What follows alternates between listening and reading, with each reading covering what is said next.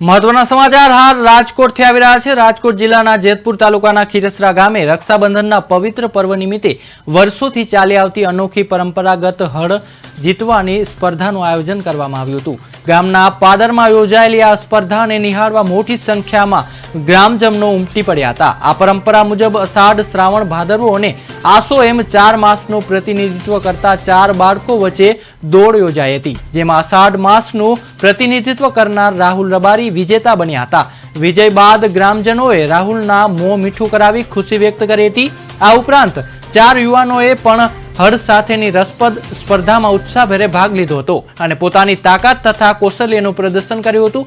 આ સમગ્ર સ્પર્ધા દરમિયાન ગ્રામજનોના તાળીઓના ગગડાટથી વાતાવરણ ગુંજી ઉઠ્યું હતું। રક્ષાબંધન સાથે જોડાયેલી આ અનોખી પરંપરા આજે પણ ખીરસરા ગામની લોક સંસ્કૃતિ અને ગ્રામ્ય જીવનની આગવી ઓળખ જાળવી રહી છે।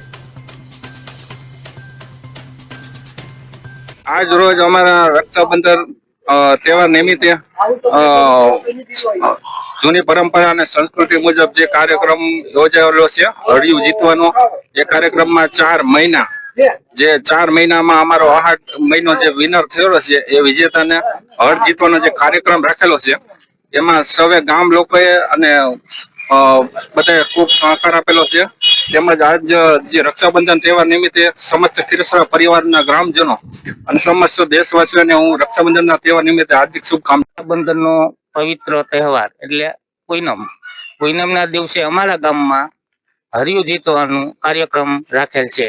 તેમાં આહાડ મહિનાનું વિજેતા જાહેર કરવામાં આવે છે।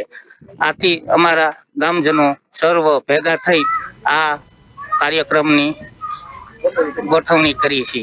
તે બદલ ગામજનોની શુભેચ્છા।